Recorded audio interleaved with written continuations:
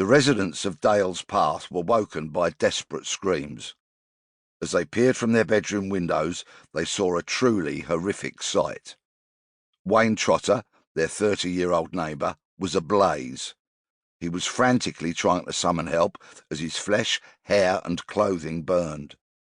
Some people bravely came to his aid. One applied a wet towel, while another doused him with saucepans of water. Someone ran to Wayne's nearby home to tell his wife Anne what was happening. She rushed to her husband while the bearer of the bad news stayed to babysit the Trotter's 3-year-old child. He was asleep and oblivious to the horror that had befallen his dad.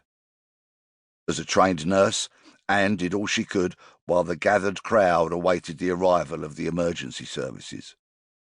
Wayne was heard to say, "They threw something at me. I was blinded. I am in a lot of pain. I am hurting."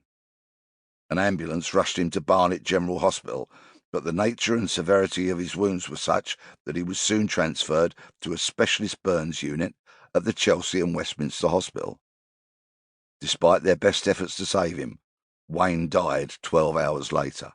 Situated 3 miles inside the London orbital motorway, the M25, is the Hertfordshire town of Boreham Wood. It was here that I started looking into the cases that make up this audiobook. Boreham Wood is an unremarkable town that reminded me of Bexley Heath, the town in which I was brought up. It has a high street with a mix of shops, nationally known retailers, independent traders, charity shops, and the all-too-familiar supermarket. The town has a population of 30,000 people living in 12,000 households. These are a mixture of privately owned, rented, and local authority housing. My first port of call was the office of a local newspaper. I wanted to see if I could find out any useful information about Wayne that they might have, but which they had not been able to publish. Newspapers are often prevented from publishing details for legal reasons, and are sometimes asked to withhold information by the police. I was greeted with tea and enthusiasm by a delightful young female reporter who was learning her trade before perhaps moving on to greater journalistic heights.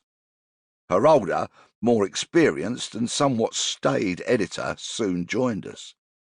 They were very keen to find out what I was proposing to do and what I hoped to achieve.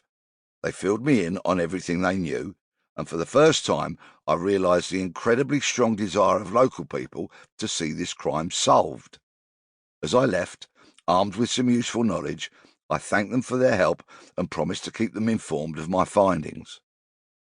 Wayne and Anne enjoyed a happy marriage as far as I could establish. They were eagerly looking forward to the birth of their second child. Anne was 6 months pregnant when, in the early hours of Thursday the 5th of December 2002, Wayne was making his way home from work as usual. He had just finished a late shift at the Renalit Plastics factory in Cricklewood, northwest London, where he was employed as a team leader. He had worked there for many years, as did his father Bill. Wayne left the factory shortly after 11 p.m. and took a Thameslink train from Hendon to Boreham Wood and Elstree station. He then caught a bus to take him the 10-minute journey to where Barnet Lane meets Furze Hill Road. After getting off, he walked into the farrier's estate where he lived. By now it was about 12:30 a.m. It is believed that he then walked along Farrier's Way, a road that leads into the centre of the estate, and towards the Farrier's Estate Community Centre. At or near to the centre he was attacked, doused with petrol and set alight.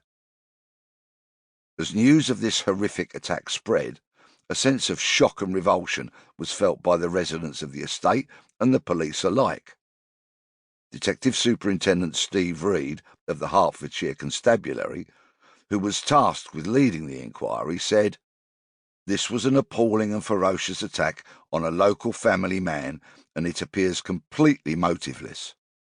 He continued, "This is the most violent random attack that I have ever seen, and whoever was responsible for it must be brought to justice at all costs." He urged anyone with information to come forward. The unusual nature of this killing ensured national publicity. Reporters descended upon the area in their droves, including television film crews.